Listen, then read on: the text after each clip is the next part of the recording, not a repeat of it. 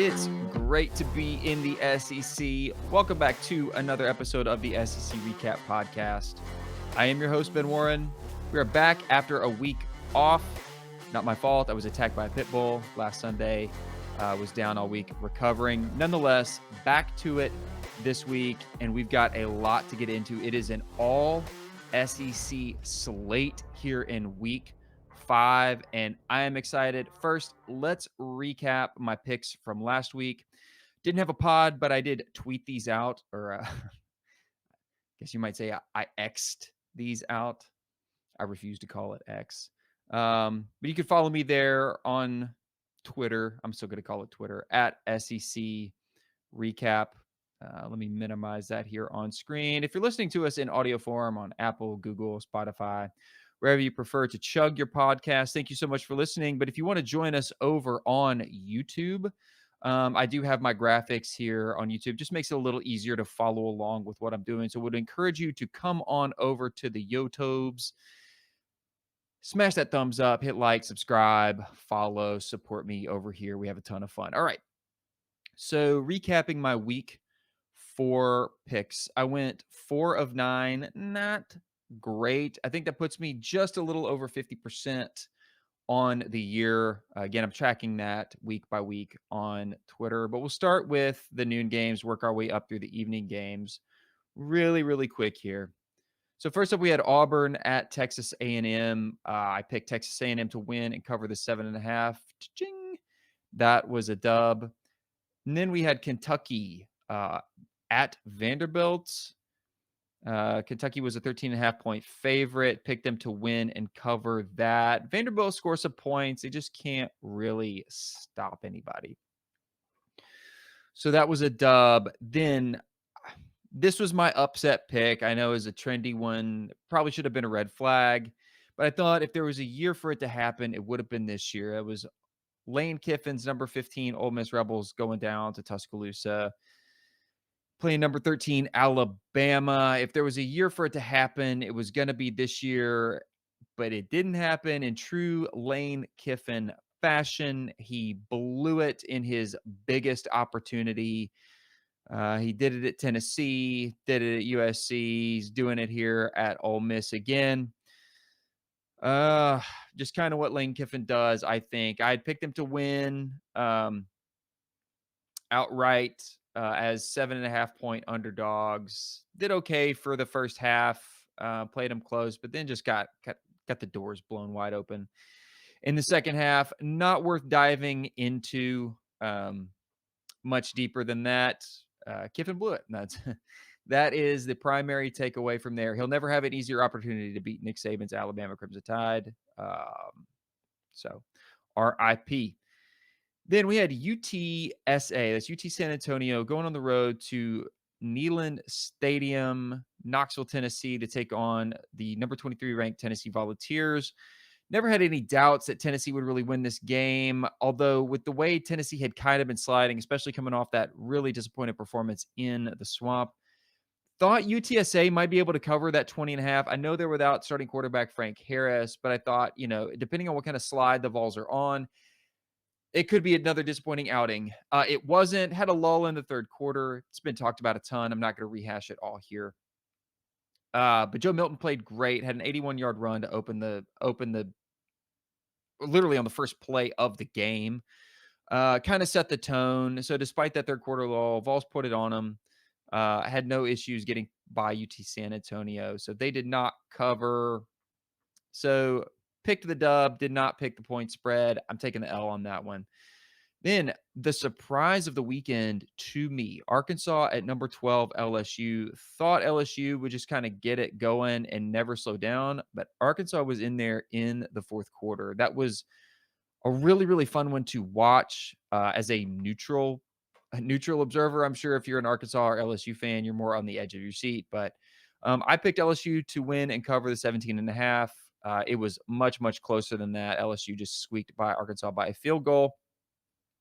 Kudos to Arkansas. I know that's a tough loss, but my God, you were an underdog in that. You were 17.5 point underdog in that. And for it to be a 3-point game at the end of the fourth, I mean, of course you'd rather have the win, but you got to feel pretty good. It's hard to feel good about a loss, but if there's one you can feel good about, I think it's that one. I mean, played a really, really good game there.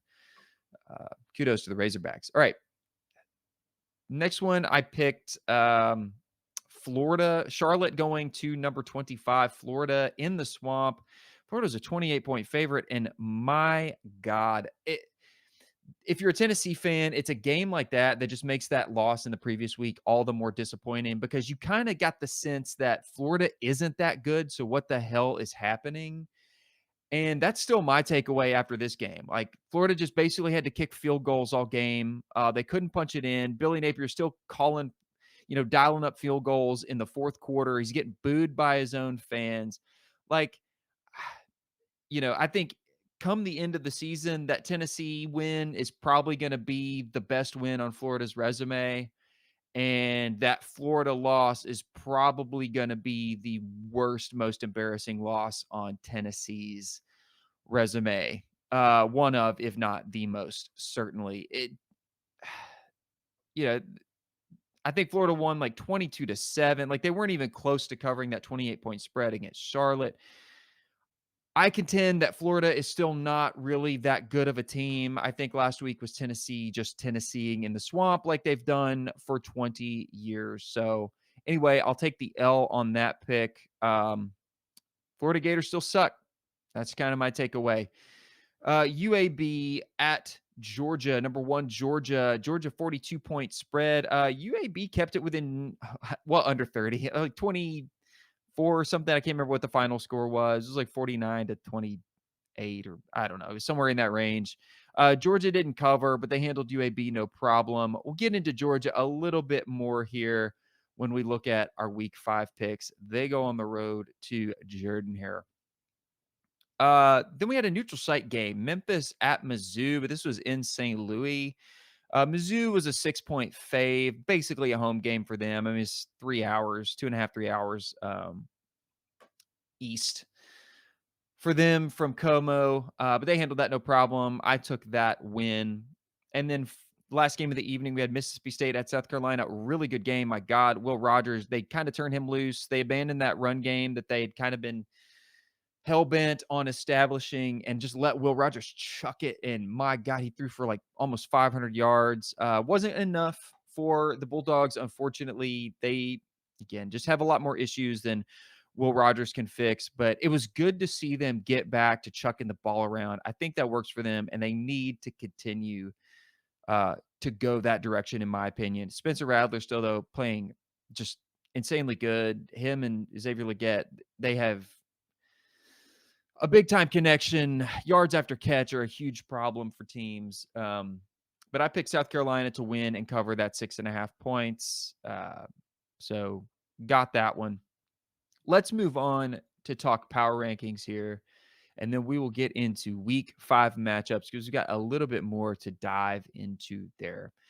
Real quick, before I hit my power rankings, while you guys are here, just want to thank you so much. No ad reads, no sponsors for this podcast yet. Have had some offers, but none that I can accept currently. But I do have a donation link up there in the corner. Donate to the pod. That link will also be in the podcast description if you're listening in audio form.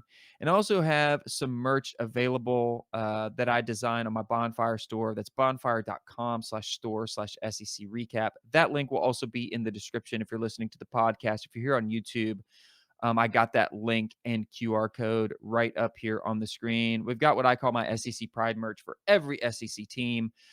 T-shirts, long sleeve T-shirts, sweatshirts, hoodies, a variety of colors in all of them. Got the school name, outline of the state, and then the mascot logo in the geographic location of the school. Some really awesome color combinations. I'm featuring the Tennessee Vols here, the nice orange Tennessee outline with the blue tick hound dog in the location of Knoxville on a nice charcoal gray sweatshirt. Perfect for fall, guys. Go check those out. I make a little bit of money off those. It just helps me out. I appreciate it so much. All right, on to power rankings. Starting at the top, no surprises here, week after week.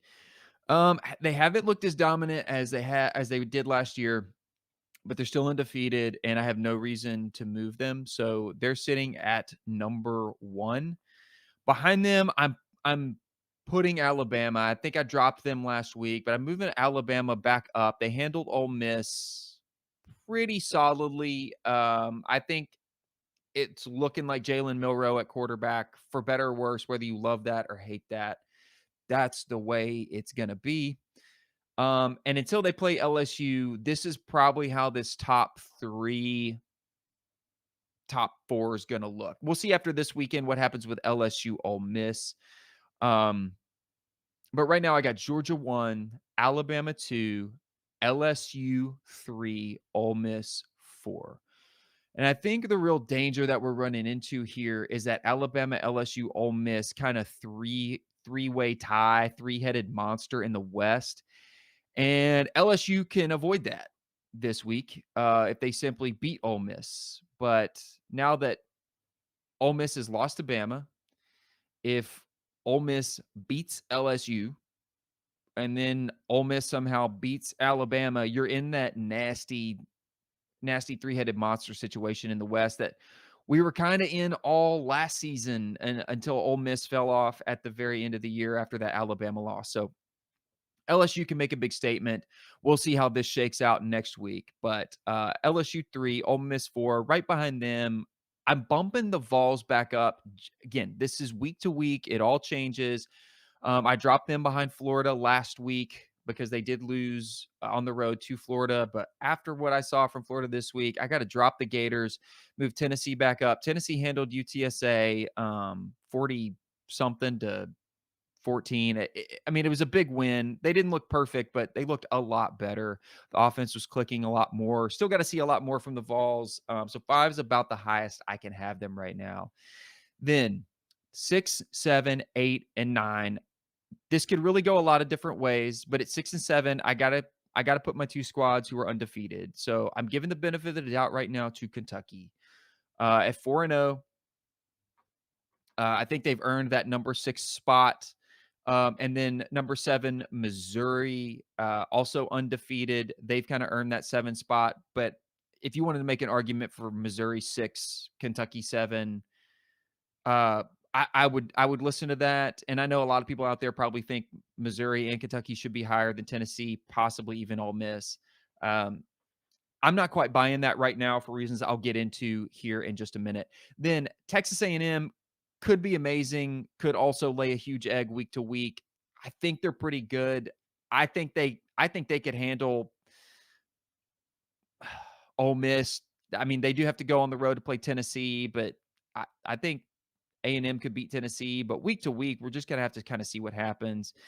Dealing with a QB injury right now. And then at number 9, Florida.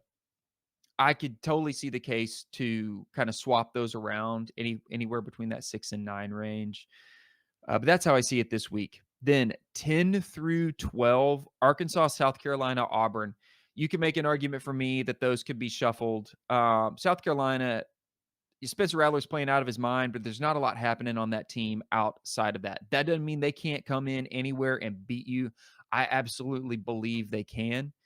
But they're sitting at 2-2 right now, 1-1 in conference. Arkansas, as good as they played against LSU, they're sitting at 0-1 in conference, 2-2 overall.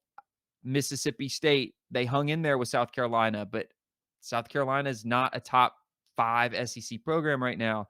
Mississippi State's 0-2 in conference, or 2-2 overall.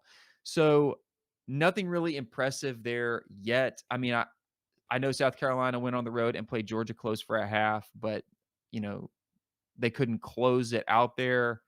Right now, I got to kind of consider that more of the anomaly rather than the standard. All 4 of those, though, are going to come in ahead of Vanderbilt at 14. Sorry, Vandy. It's just the way it is. Vandy can score points. They can't really stop anybody. They're 2-3 overall, 0-1 in conference. So I still think, Auburn can prove something. Still think Mississippi State can prove something. I don't know that Mississippi State's going to prove anything against Alabama this week. I don't know how much Auburn's going to prove against Georgia, though. They do get the Bulldogs at home. South Carolina could absolutely prove something in Knoxville. when they play Tennessee this weekend, and Arkansas could absolutely prove something against Texas A&M. So those back four there, with the exception of Vanderbilt, there's a lot of upside still. We just have to see it. We have to see how that plays out. Now, real quick, before I get into my picks for this week, I want to talk about SEC standings here. Well, no, let's go ahead and get into week 5 picks, and I could talk about this while we break down the matchups. I think that'll be the cleanest, smoothest way to do this. So, as I said in the beginning, it is an all SEC slate, and that gets my juices moving in the fall. I love SEC on SEC matchups. Last season, I always did an SEC game of the week. Since I'm down to one pod a week now, just because I don't have the time to do multiple, I don't dive into a single game, but I want to dig a little bit more into some of these, and I am going to give you my game of the week here as we go through these picks. So I'm picking wins and against the spread. First game we have is number 22 Florida at Kentucky. So Gators travel up to Lexington, and Vegas basically has this one as a toss. This is an 11 a.m. kick, and I'm in Central Time, so these are going to be Central Time. 11 a.m. kick. Kentucky -1. So flip a coin. That's kind of what Vegas thinks, which I think says a lot when you have a number 22 team going on the road that all they did last week was pretty much kick field goals against Charlotte. I'm actually picking Kentucky in this one. And I know Devin Leary hasn't been perfect, but I mean, honest to God, like I just don't think Florida is that good. So when it comes down to it, noon game in Lexington, home field advantage. I think Kentucky's going to be ready to play this game. They went down to the Swamp, beat Florida last year. I think they want to kind of keep that boot on the Gators' neck and say, hey, we got this. We're competitive now. We own you. ESPN has them favored at 52.1% versus Florida at 47.9%. I know ESPN's FPI doesn't mean a whole lot to a lot of people. But with that game being a coin flip, I think that's pretty on the money. Give me Kentucky. It might be a close one. It might be a 1-point game, but give me Kentucky by a field goal. I think the Wildcats do it. I think they get it done over Florida at home. All right, next game up, we have Texas A&M. Technically at Arkansas, though this is a neutral site game. This is at AT&T Stadium. This is Jerry World. This is going to be on SEC Network. A&M kind of owned the Razorbacks recently in this series, and they are a big favorite according to ESPN. Vegas has A&M at just under a touchdown favorite. Well, -6.5, I guess, whether you count the extra point or not. But Arkansas played LSU really, really well. That's a positive sign. I still think Texas A&M is one of those teams that could come out, and they got so much talent offensively. They got great receivers. We'll see what happens with Wegman, what his status is. But just based on history, I got to go with Texas A&M on this one to win and cover the 6.5. It's a neutral site, but it always feels more of a home game for A&M than it does Arkansas. Some people may disagree with that. That's just the way it appears to me. It's the way I perceive it. So give me the Aggies, but would not be surprised to see Arkansas hang in there or even pull an upset. I'm totally open-minded to that. Could totally see that happen, but I got to make my pick. So I'm going to stick with the Aggies on this one. Then we got number 1 Georgia having to go on the road to play Auburn. Now, this one is not my game of the week. This is the 2:30 CBS game. So this is going to be big time. Big game for Auburn. And Georgia has looked kind of gettable, right? South Carolina showed us that a couple weeks ago. South Carolina went to Athens, played Georgia really close. Georgia offensively just not quite clicking the way we were used to seeing last year. But their defense is still really good. I don't think Auburn is great yet. Vegas likes Georgia minus 14.5, over under 46.5. So they're not saying that Georgia's going to score, 40, 50 points here. And really, if we look at Georgia's last 4 games, like through this season, so 48-7 UT Martin, 45-3 Ball State, whoop-de-doo, 24-14 South Carolina, 49-21 UAB. So against non, Power 5 teams, they're scoring in the mid to high 40s and allowing, single digit points, except for UAB, who, put up 3 touchdowns. Against Power 5 opponents, South Carolina being the only sample size, they allowed 2 scores, but were held to just 24 points. So there's a chance here for Auburn. Auburn's last 4, UMass, University of Massachusetts, 59 points. They had to go on the road to Cal, night game, West Coast, tough, 14 points. Versus Samford, back at home, 45 points. Loss on the road to Texas A&M, they were held to 10 points. They only gave up 27. So there's some room here for Auburn to kind of hang in there with Georgia. But I think that's about as far as it goes. But weird stuff happens in Jordan-Hare. I know fans are going to be fired up for that game. It doesn't matter how much Hugh Freeze downplays that. So here's my call, listeners.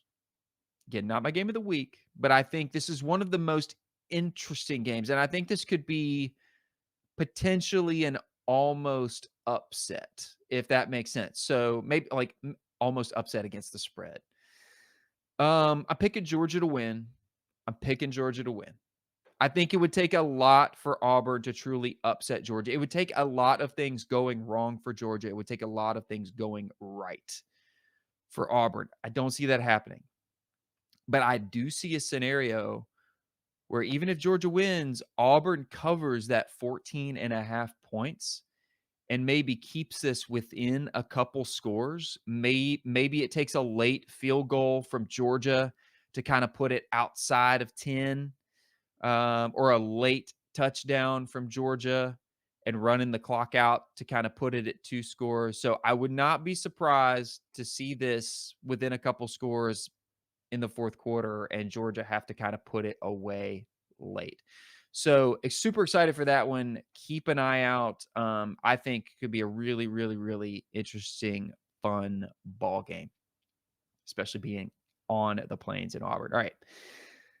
Then we got number 23 Mizzou coming down to Nashville to play Vanderbilt. I don't realistically expect Vanderbilt to win in any capacity. Mizzou has shown that they are pretty solid. This is going to be a 3 p.m. SEC network game. But Vandy can score. Okay, Vandy can score points. Let me give you Vandy's point totals. Now they played one more game than Mizzou, but through their last 5, Vandy has scored. Sorry, let me do last 4. 47 points. That was in a win. In a loss, they scored 20. That was to Wake. They lost by 3. They scored 37 against UNLV. And in their loss to Kentucky last week, they still scored 28. Okay. So Vandy easily capable of getting in that 20 to 30 point range. Okay. Now here's Missouri's last 4. Okay. South Dakota, 35 points. MTSU, 23 points. Kansas State, 30 points. Memphis, 34. So Mizzou offensively kind of lives in that 30-point range, that low to mid at the ceiling 30-point range, 30 to 35 points. I can totally see this game being like a 34-27 or a 34-24 type of game. So give me Mizzou to win, but Vanderbilt to cover 13.5. I don't know that Vanderbilt will stop Missouri at all, but I think Vanderbilt can score enough to keep that closer than the 13.5 points are being given. All right, then we got number 13, LSU, going on the road to number 20, Ole Miss. Now, number 1, Georgia at Auburn wasn't my game of the week. And LSU at Ole Miss is also not my game of the week. It's a good one, and it could be for a lot of people. Listen, because this is one of those sort of deciding games for the West, and it has a huge impact. So LSU really needs this game. LSU does not want to be in that three-headed monster situation in the SEC West where, Alabama beat Ole Miss and then Ole Miss beat LSU, but then Ole Miss beat Alabama. And, it's the Ouroboros of SEC standings. We don't want that. They're only a 2.5-point favorite on the road. Ole Miss perfectly capable of winning this game. We saw Arkansas play them close. But LSU needs to win this game. They really, really need to win this game. It's as close to kind of a must-win, that must-win cliche that we talk about all the time, that I think it gets. This is an evening game, not a true night game. It's a 5 p.m. game in Oxford. Good environment, I think. Ole Miss coming off the loss to Bama, they should be fired up to play. Because a win over LSU for Ole Miss would be a huge momentum swing back for your program. You'd probably move up in the rankings. LSU would drop back toward that 20. We'd be asking, is LSU the team we thought they were? Can they actually compete with Alabama? But although I do think Ole Miss can win, they're perfectly capable of winning. I'm going to stick with LSU here, -2.5. Yeah, sure. Maybe this comes down to a field goal. Sure. I'm totally fine with that. I'm just not sure I'm on board with Lane Kiffin in big, meaningful games right now. That's ultimately what it comes down to. I wouldn't be surprised if they win it, but I'm sticking with Ole Miss to win on the road by 3 points. We'll say it's a field goal. Okay. True night game. This is an SEC network. This is my game of the week. 6:30 p.m. local time. Okay. In Neyland, Knoxville, Tennessee, unranked South Carolina takes on the number 21 Tennessee Volunteers. The Vols are an 11.5-point favorite at home. And I have seen people pick this game all over the place. And I think that's what makes it so interesting. So let me give you my reasons why it's my game of the week. Number 1 has nothing to do with the game itself, but it's going to be the environment and the narrative.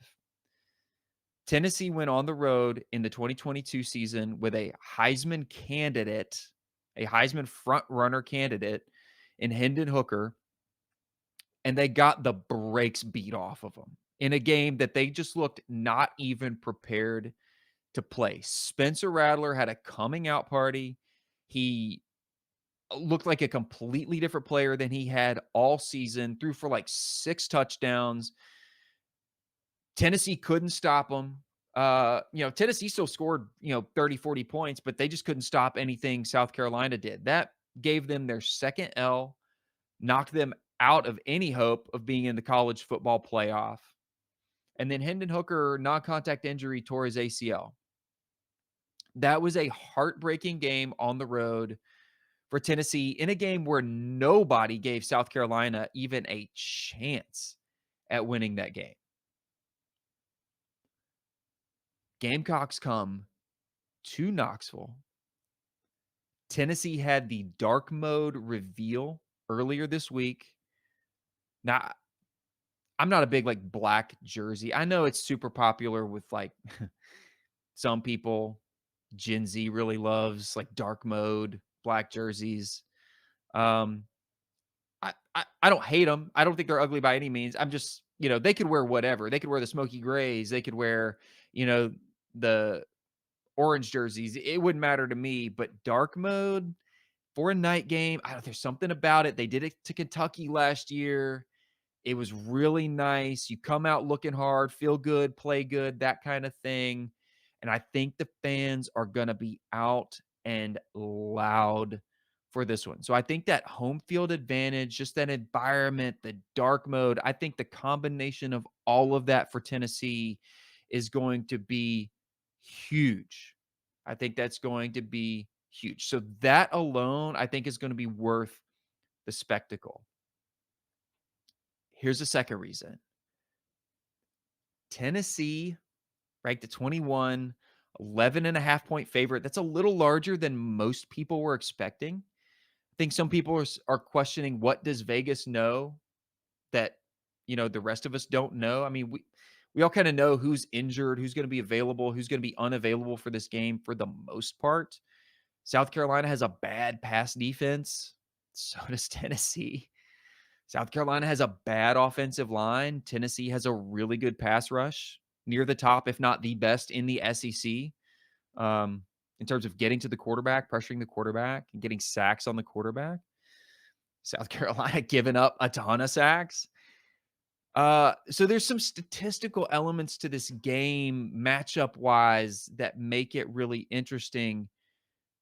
But beyond that, I think this is as must win as you could possibly get for either team.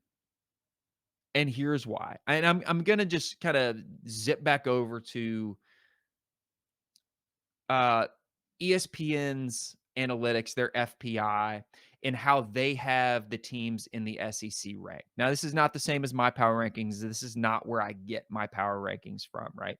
But this is just sort of like based on everything they do with their FPI. This is how they have the SEC ranked according to that system. Right now, Tennessee is the sixth team in the SEC. And if you look at the SEC standings based on points allowed and points scored, Tennessee is right there in the middle in both of those categories. They're like 6 or 7, both in terms of points allowed and points scored. South Carolina is ninth. So there's not a huge spread between these two teams. But in terms of projected wins losses for teams that fall within that range, Tennessee's projected wins losses are 7.9 and 4.2. That basically comes out to 8 and 4. A lot of people are saying Tennessee might have had 10 and 2 upside after the Florida game. I think a lot of people revised those predictions. I've had Tennessee at 9 and 3 since the offseason. I've still got those predictions up on my website. Haven't changed them, so you can still go to secrecap.com and check those out. ESPN valuing Tennessee more as an 8 and 4 team.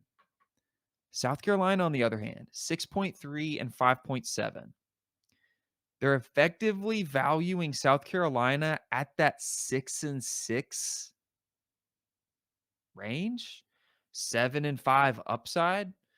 So like Tennessee might be 9 and 3 upside. South Carolina might be 7 and 5 upside right now. So whoever wins this game gets a huge momentum push for the rest of the season. If Tennessee loses to South Carolina this week, they get a bye week, but then you got Texas A&M rolling into town off of the bye week, okay? Here's how the rest of Tennessee's schedule would shake out. If you drop South Carolina this week, that puts you at 3 and 2. Then you got a good Texas A&M team coming to town. Could absolutely drop that one. Puts you at 3 and 3. Then you got to go on the road to Tuscaloosa to play Alabama. They're not going to be favored to win that game. 3 and 4. Then you got to go on the road at Kentucky.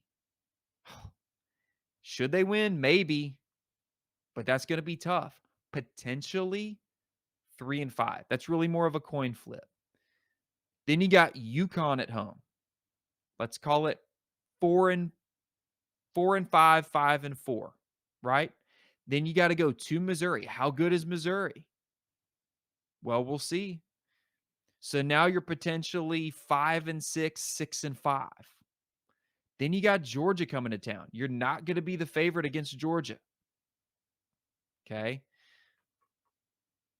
6-5, 6-6, 7-5, hopefully, or 7-4. And then you play Vanderbilt. Should win that one. So there's kind of your 8-4 upside if you drop South Carolina, drop A&M, drop Alabama, and then you have to win Kentucky, UConn, Missouri. You're probably not going to win Georgia. So A&M, Alabama, Georgia, considering those more potential losses, you're looking at best a 7-5 season if you're the Vols. You've got to win South Carolina. You've got to win this. That's the difference in being that 8-4 that ESPN thinks you are, or potentially, stealing a win you're not supposed to get to 9-3, which I think is what's going to have to happen. Here's what that looks like for South Carolina. South Carolina's sitting at 2-2. Now they're 1-1 in conference. It's great. Tennessee would be fighting for their first conference win. South Carolina wins this, they go 2-1 in conference. Okay, so they're sitting good in conference play. They'd be 3-2 overall. Let's say South Carolina drops this. They're 1-2 in conference. They're 2-3 overall. They get Florida at home. Now, I think they could beat Florida, but we'll see. So that's potentially 3-3. Then they have to go to Missouri. Missouri's had their number the last several years. It's just one of those things. Missouri is in the heads of the Gamecocks. It's 3-4. Then you got to go to Texas A&M. Let's call it 3-5. Then they got Jacksonville State, 4-5. You get Vanderbilt, you should win that game, 5-5. You got Kentucky. They beat Kentucky last year. That was without Will Levis and a bad backup quarterback. Kentucky's going to be better this year. Got a pretty good defense. 5-6. And then you got to play Clemson. Clemson could be garbage. Clemson might be better. But there's the difference in getting to that 6-6 that ESPN thinks the Gamecocks are. So beat Tennessee, you're getting it. You're in that 7-5 range, optimistically. Lose to Tennessee, you're scratching that 6-6, even potentially 5-7. So you don't want to be in that situation. Neither fan base, neither team, none of those coaches, none of those players want to be in that situation. This is a must win if there ever was a must win. And that's why it's my game of the week. Here's how I'm picking it. Environment, dark mode, fans, revenge factor. If you can't get excited about this game as a Tennessee fan, stop watching college football. Tennessee should absolutely win this game. I think South Carolina is going to score points. I think Tennessee is going to score points. I think it's going to be a lot closer than an 11.5-point spread. I know history says otherwise, but it's just the way I feel it in my gut. So give me Tennessee to win, but South Carolina to cover that 11.5 point. It could legit come down to who has the ball last. This game could go either way, but give me the Vols for that home field advantage of what I think is going to be an awesome, rocking atmosphere. All right, last game of the night, and then we'll shut it down here. Number 12, Alabama going to Starkville. They got to face down the Clanger Mississippi State Bulldogs. This is a late game, 8 p.m. Alabama favored in this game by 14.5 points. We saw Will Rogers start to chuck it. Had the game of the season, near 500-yard game last week on the road at South Carolina. But Vegas does not think this is going to be high scoring. 46.5 over under. Alabama favored by 14.5. I just don't think that Mississippi State can move the ball that well against this Alabama defense. So give me Alabama to win, and I'm sorry, Bulldogs, but I'm going to take Alabama to also cover that 14.5-point spread. We will see how all of these picks shake out after the next week. Are you excited as I am? Like an all SEC slate. It's one of the few that we get each season. I am pumped for it because I've got nothing to do Saturday. Just going to wake up, crack me a cold one, and put football on all day. I could not be more ready. Guys, let me know what you think in the comments. Thank you so much for listening. While you're here, smash that thumbs up, smash that like. Don't forget you can donate to the pod. That link is right here on the video and in the podcast description. Once again, please go check out my Bonfire store, bonfire.com/store/SEC recap. Link in the description, QR code right up here on YouTube. I've got merch for all of the SEC teams, and I've got something that looks great for every single one of them. Tennessee, South Carolina, game of the week. Go check out those hoodies. Go check out those sweatshirts. Really, really awesome stuff for you as the weather starts to cool off and it gets to be bonfire season and tailgating outside season. You got to look good. You got to look clean. So get you some game day gear. Guys, thank you so much for joining me here yet again on the SEC Recap podcast. Follow me on Twitter at SEC Recap. You can get all of my content at secrecap.com. Can't wait to recap the action next week. I will be right back here with you on YouTube, on Spotify, on Apple, on Google Podcasts, Amazon, wherever you prefer to chug your podcast. Guys, have a great one.